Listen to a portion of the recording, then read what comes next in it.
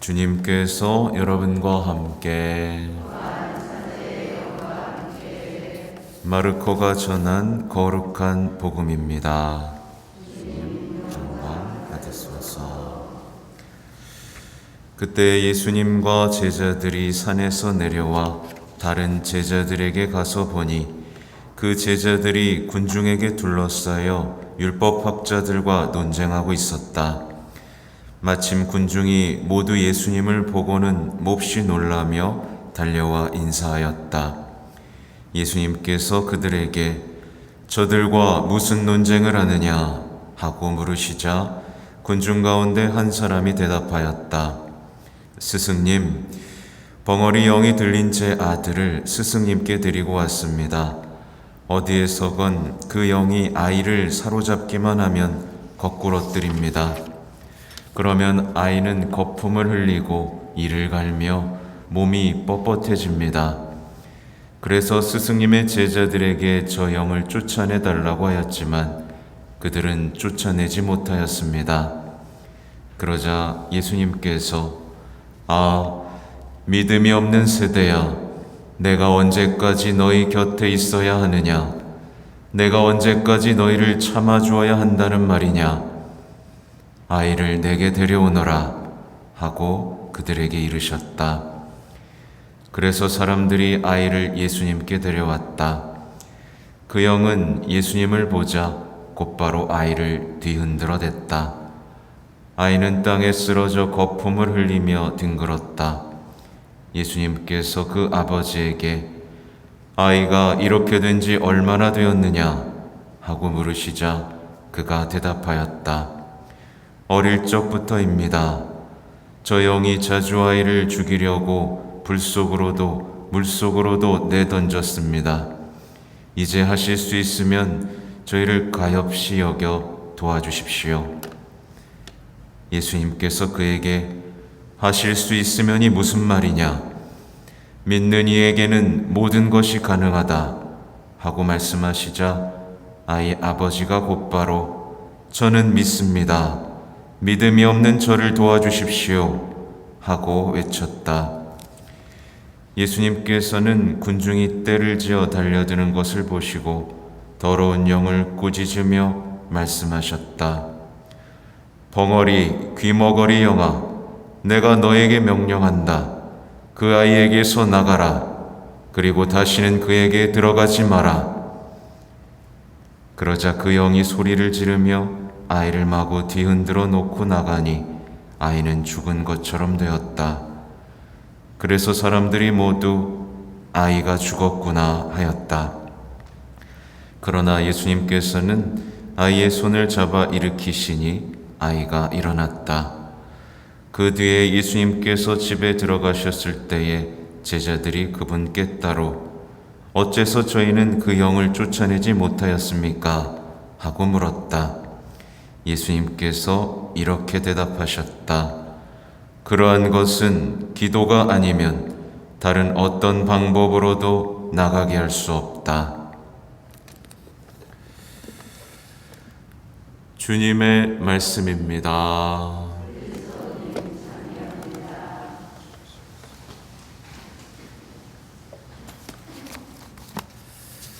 전미 예수님, 잘 쉬셨어요? 네. 오늘은 아까 말씀드린 대로 히아친타 마르토 성녀, 또 프란치스코 마르토 성녀 성인 축일입니다. 그러니까 순교하지 않고 성인 반열에 오른 최연소 성인입니다. 남매예요. 선종할 때 당시 프란치스코는 10살, 히아친타는 9살이었습니다. 우리 친구 몇 살이죠? 아무튼 이 아이들보다 어렸던 거예요. 10살, 9살에 이제 순교가 아니라 이제 병으로 세상을 떠났죠. 프란치스코는 1919년 4월 4일, 그리고 히아친타 여동생 1920년 2월 20일에 세상을 떠났죠. 이게 1917년 파티마에서 성모님의 발현을 목격한 지 얼마 안 되고 이제 세상을 떠난 것이죠. 당시에 이제 6살밖에 안 됐던 히아친타가 이제 지옥에 대한 환영을 보게 됩니다. 그리고 많은 영혼들이 멸망하는 것을 보게 되죠. 그리고 이렇게 말하죠. 지옥에 가는 영혼들은 너무 불쌍해. 그리고 거기서 마치 불타고 있는 나무와도 같이 산채로 타고 있는 사람들. 6살 소녀가 보기에는 너무나 끔찍했던 광경이었고, 우리가 생각하기엔 아니 성모님도 너무하시지 라는 생각을 할 수도 있겠죠. 그러나 이 성녀는 우리와 조금 다른 생각을 합니다. 무서워, 이제 죄 짓지 말아야지, 이게 아니라 지옥에 가는 사람들을 구해내고 싶어서 이제 안달이 납니다. 안타까운 거예요. 그러니까 어떻게 보면 어제 복음과도 이어지죠. 우리가 원수를 사랑해야 되는 이유는 그들이 지옥 가는 것을 막기 위해서입니다. 그들을 구원하기 위한 사랑에 동참하는 거죠. 그래서 프란치스코 나하고 같이 기도하지 않을래? 영혼들을 지옥에서 구해내기 위해 우리는 기도를 아주 많이 해야 해. 너무나 많은 영혼들이 그리로 가. 너무나 많은 영혼들이야. 이런 얘기를 합니다. 그러면서 성모님은 왜 사람들에게 지옥을 보여주지 않으실까? 라는 궁금증을 던집니다. 사람들이 지옥을 본다면 죄를 짓지 않을 텐데, 이런 의문을 던지죠. 그러면서 나라도 지옥을 보여줄 수 있다면, 이런 생각을 합니다.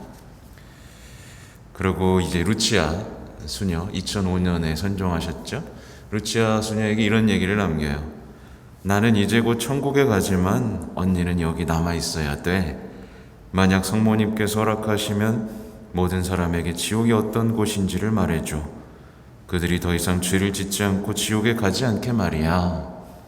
이렇게 그 안타까운 심정을 계속 얘기합니다. 그리고 이제 거의 마지막쯤에 이런 얘기를 해요. 오 나의 하느님, 저 사람들이 자기들이 그런 말을 함으로써, 나쁜 말들인 거죠, 지옥에 갈 수 있다는 것을 깨닫지 못합니까? 나의 예수님, 그들을 용서하시고 회개시켜 주세요. 그들은 확실히 이 모든 것으로 하나님께 죄를 짓고 있다는 것을 모르고 있어요. 가엾어요. 예수님, 제가 그들을 위해 기도하겠어요. 이렇게 얘기를 합니다. 인상적이죠? 어떻게 보면 이것이 바로 히아친타의 인품, 성녀다운 인품을 드러내는 부분입니다. 이제 교황님이 이제 2017년에 5월 13일에 이 두 남매를 시성하시면서 하신 강론 내용을 다 읽어드리긴 그렇고요. 아무튼 그때 이런 말씀을 하세요.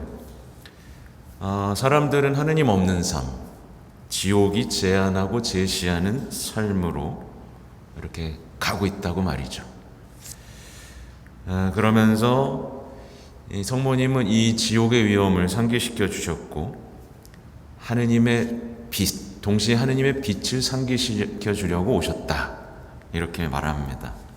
실제로 이제 파티마의 성모님이 드러나셔서 손을 이렇게 펴시면서 그 3명 아시죠? 루치아, 프란치스코, 히아친타에게 빛을 주었다고 해요.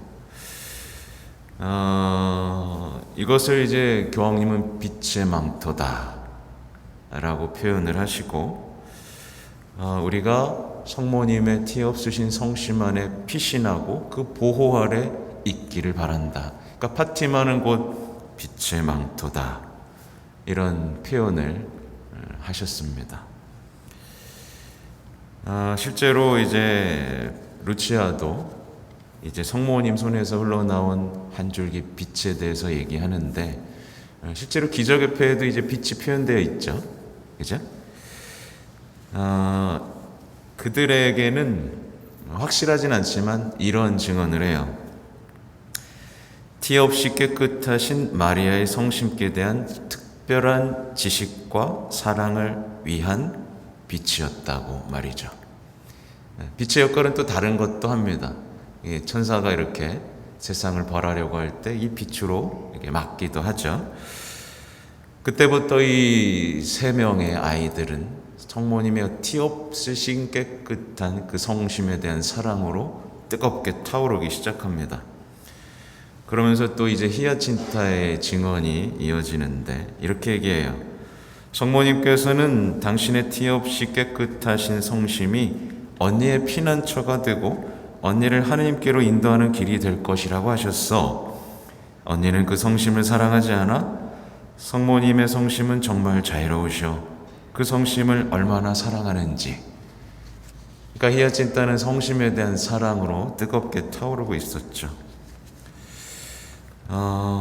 이런 고백도 합니다. 나는 티 없이 깨끗하신 마리아의 성심을 정말 사랑해. 그것은 하늘에 계신 사랑을 우리 어머니의 성심이야. 언니는 감미로운 마리아의 성심이여, 티 없이 깨끗하신 마리아의 성심이여라고 자꾸만 되풀이해서 말하기를 좋아하지 않아? 난 정말 그 성심을 사랑해. 정말로. 어떤 이 단순함이 느껴지시죠? 네. 그러면서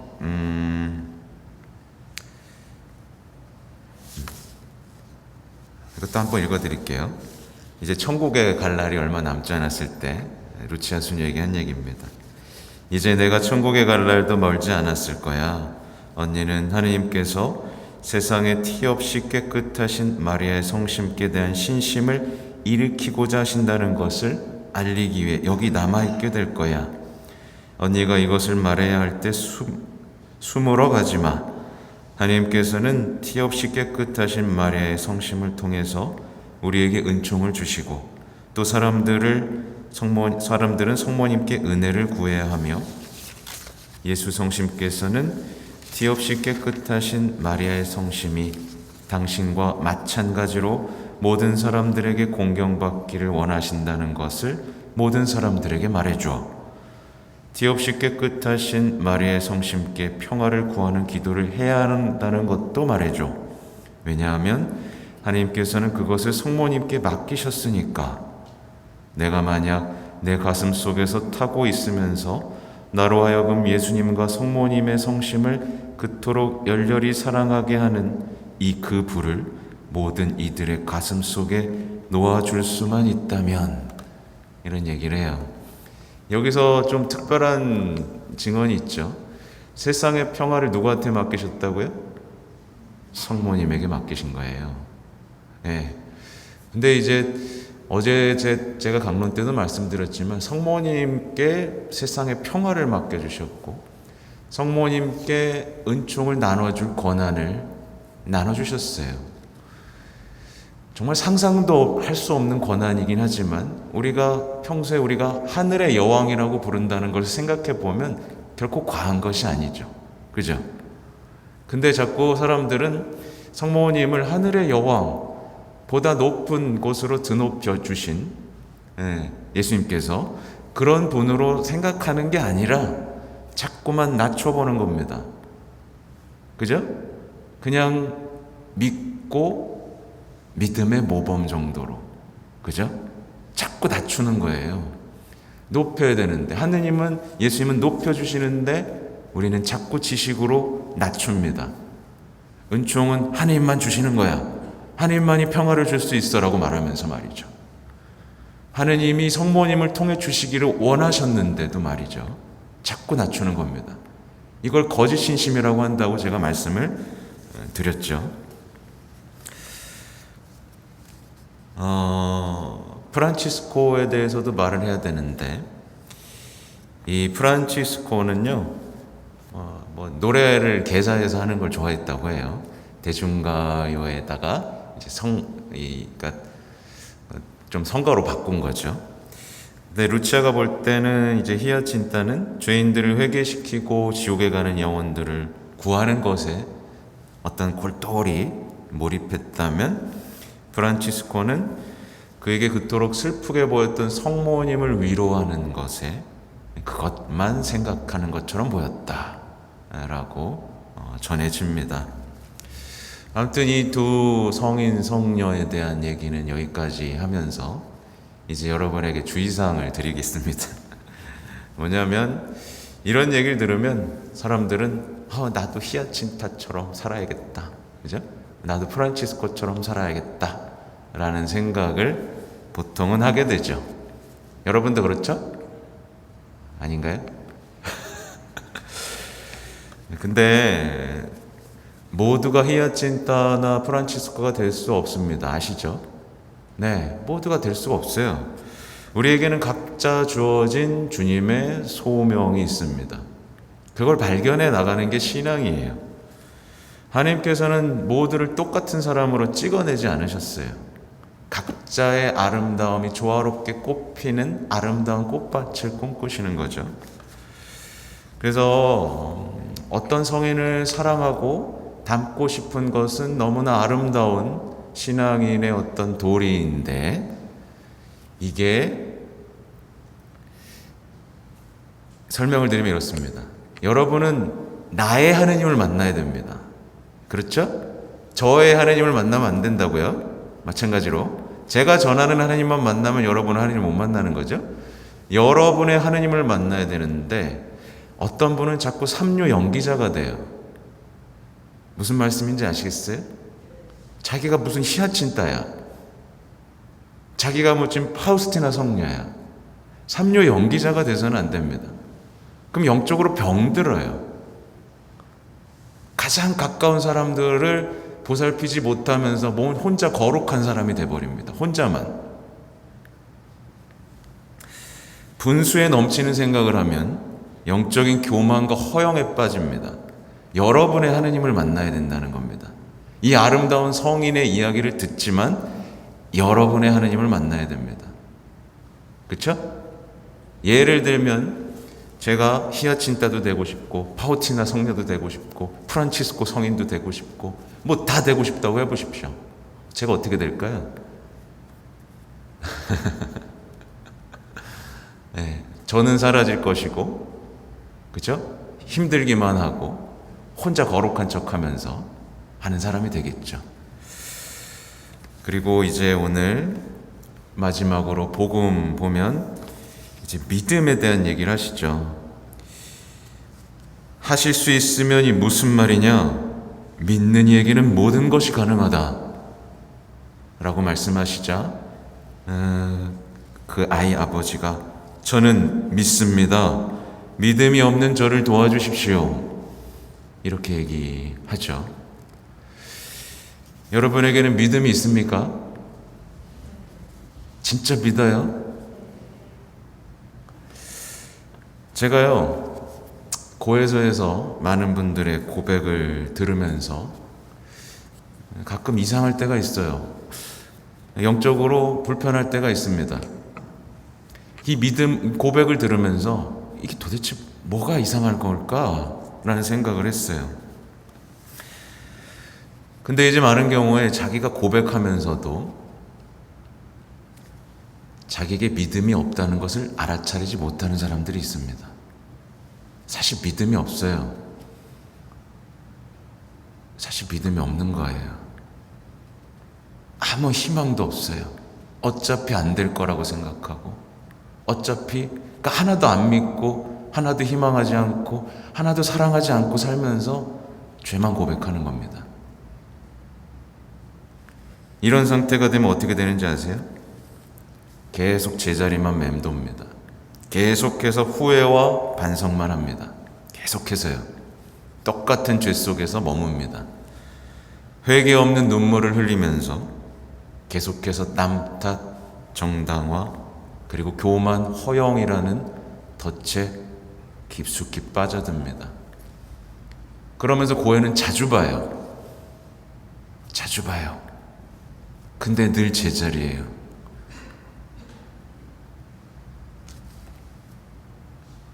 너무 일반화하지는 마시고요. 자기가 그런 덫에 걸려 있을 수 있다라는 가능성을 보시라는 얘기입니다. 아셨죠? 네. 믿음이 있다면